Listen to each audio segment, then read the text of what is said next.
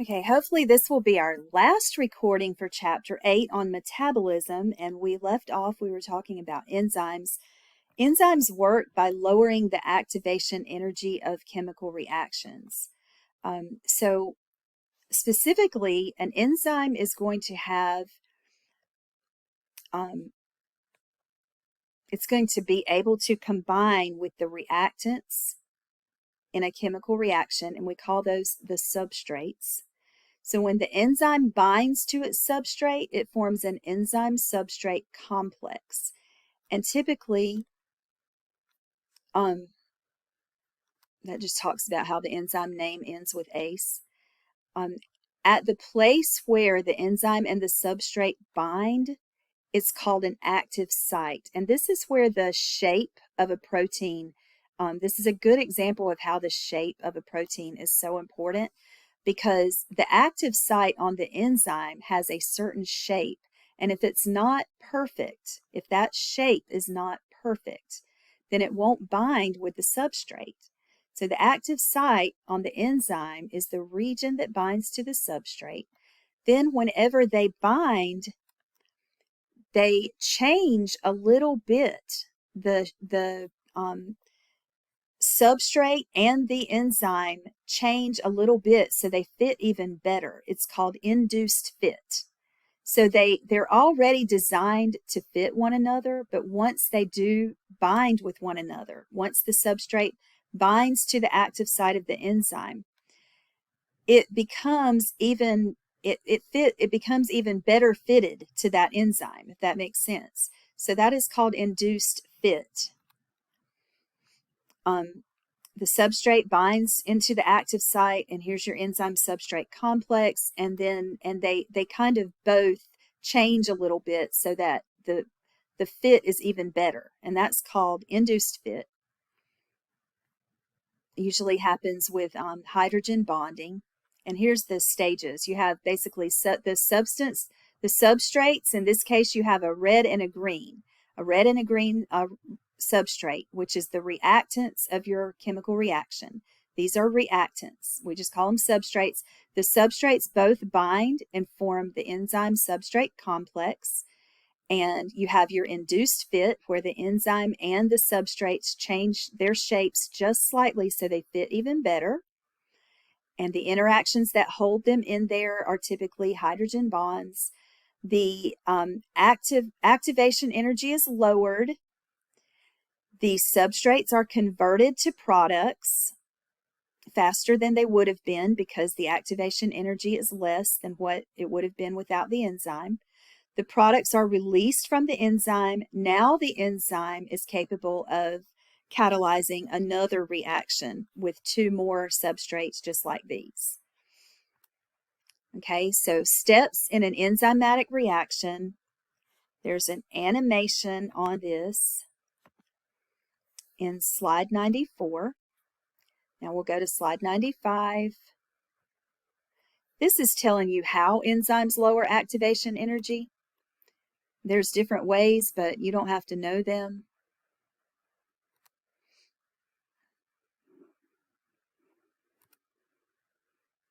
There is an example here talking about temperature and how it affects enzymes. So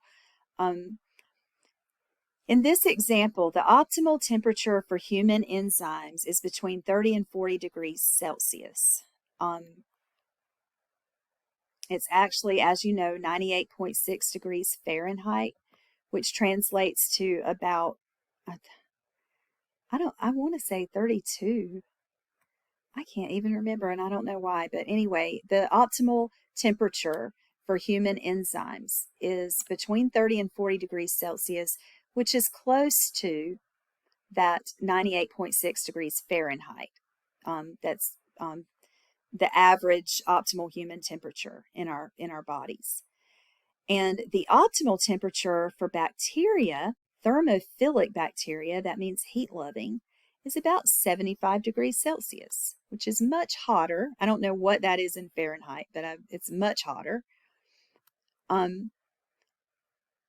So you have two different enzymes. The human enzymes have an optimal temperature close to body temperature. And then the thermophilic bacteria have enzymes that have optimal temperature that's about, it looks like 40 degrees Celsius higher than the optimal human body temperature. So there is an enzyme, and I guess this is just giving you an example of how different enzymes have different temperatures where they work best at. So optimal temperature means it's the best temperature for that enzyme. So human enzymes mostly have optimal temperatures close to body temperature. But then it's also true for pH. So there's an enzyme in our stomach called pepsin, which has an optimal pH of 2. And then there's another one called trypsin. Both of these help to break down proteins and polypeptides into their amino acids. So trypsin's optimal pH is 8. And that is because pepsin has to do its work in the stomach, which has a very low acidic pH. And pepsin needs a low pH and trypsin needs a higher pH. So this just shows you that the optimal pH for enzymes is not even always the same. I would say most human body enzymes have an optimal pH close to between 7 and 8. Some close to around 7.35 to 7.45, not even 7.5. Trypsin's is higher because it's in the intestines, and the intestines have a higher pH because the pancreas has released a base called bicarbonate into the intestines to raise that pH. But pepsin is in the stomach, which has a low pH. So their optimal pH is going to be different from one another. Cofactors and coenzymes are often used to kind of cause these reactions to happen even better, even faster, and better, more efficient. So cofactors are going to be, for example, they're going to be like zinc, iron, and copper can serve as cofactors, and they're going to bind to the enzyme. Sometimes they bind to the enzyme, and sometimes they bind to the substrate. They reversibly bind with the substrate, so that means they can bind with it and then they can release from it during the reaction. So a cofactor inorganic cofactors are called cofactors, and they're going to be metals. If they're organic cofactors, we don't call them cofactors anymore. We call them coenzymes. And those are going to be vitamins. So vitamins and minerals, basically, this shows you why they're important. Minerals such as zinc, iron, and copper can act as cofactors in chemical reactions, and vitamins can act as coenzymes in chemical reactions. There are some chemicals that will inhibit an enzyme, and they can inhibit the enzyme in a few ways. If they're competitive inhibitors, they resemble the substrate and they bind to the enzyme's active site.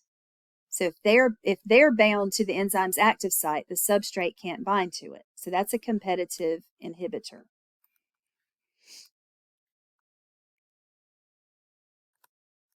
A competitive inhibitor will basically block the substrate from binding to the active site. There's an animation on competitive inhibition, and that is slide number 109. But then there are chemicals that inhibit enzymes, not by binding directly with the active site, but by binding to another part of the enzyme. So remember the induced fit, when we talked about how the enzyme will slightly change shape and the substrate will slightly change shape in order to fit each other better. Well, a non-competitive inhibitor will affect that shape.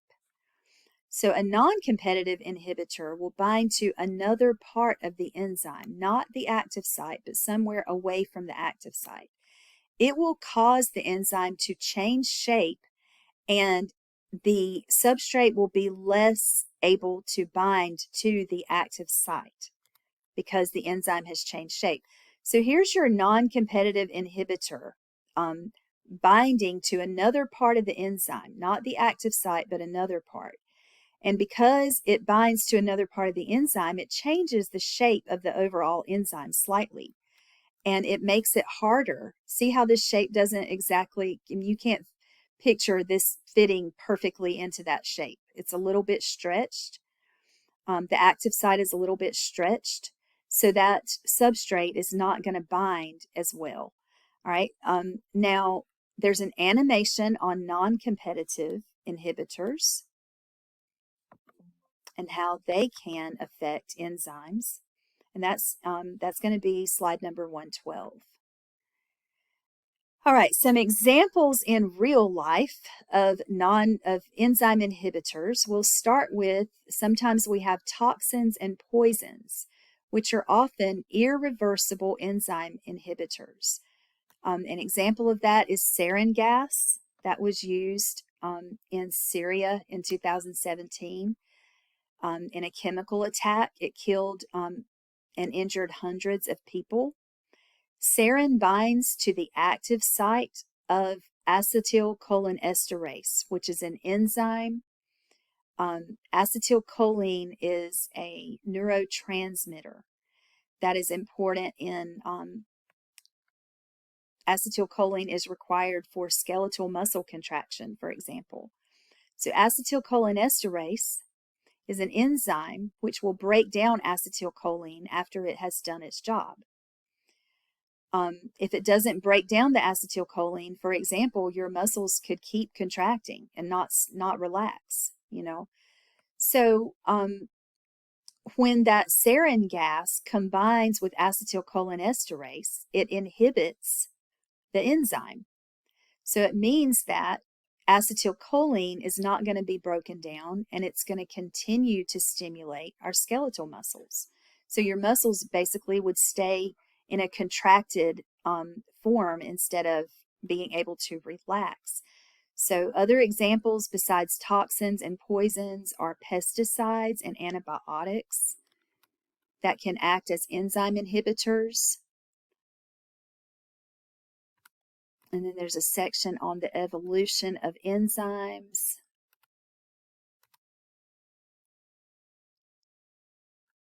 Regulating enzyme activity helps control metabolism. One way to regulate enzyme activity is through allosteric regulation. That occurs when a regulatory molecule binds to a protein at one site and affects the protein's function at another site. So a non-competitive inhibitor to an enzyme would be an allosteric regulation. Let's go back. Non-competitive inhibitor. Let's go back to a picture. All right. It's binding to the enzyme at a place that's not at the active site. It's kind of far away from the active site.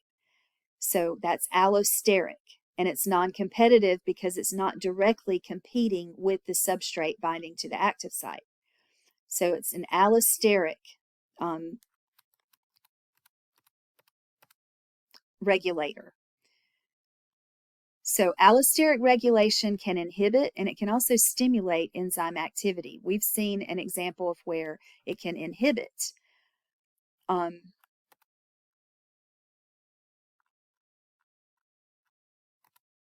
Okay, so allosteric activators and inhibitors. And you can see here there's an allosteric enzyme that has 4 subunits, and that allosteric enzyme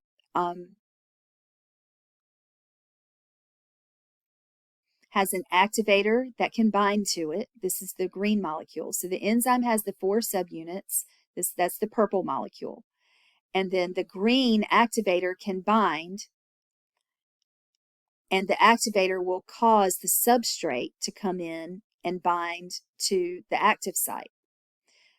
But when an inhibitor, this is your example of your allosteric regulation, when the inhibitor binds to a place, it's not the active site, but it binds to a site that's not, it's farther away from the active site.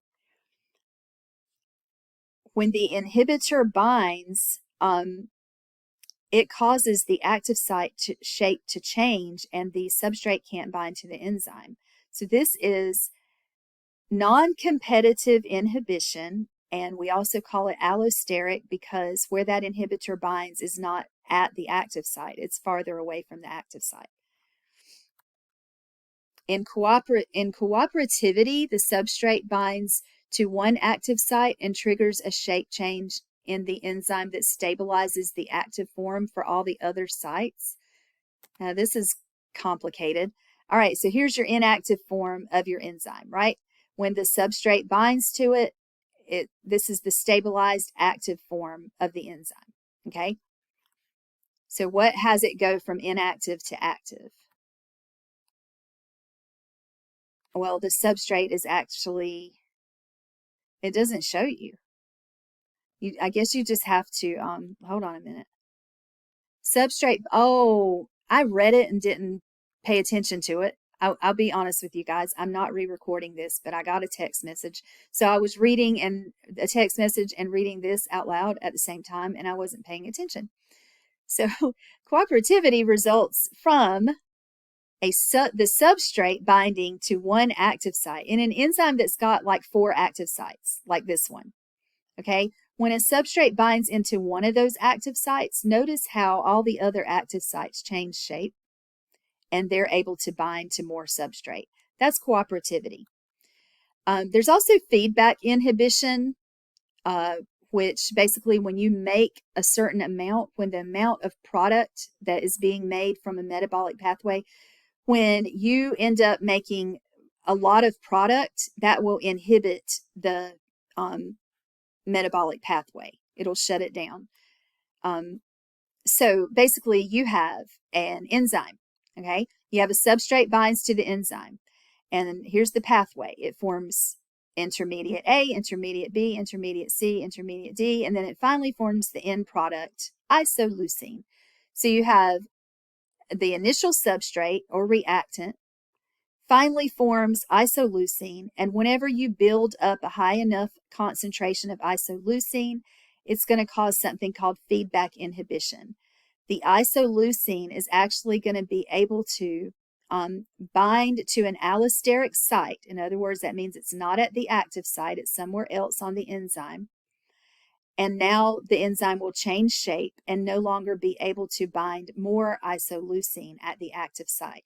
So that is feedback inhibition, and that's another way to control or regulate enzyme activity. And then it talks about how you can compartmentalize organelles and areas of the cell so that only certain things happen in certain areas and certain things happen in other areas. And that is it for chapter 8. We are done with metabolism.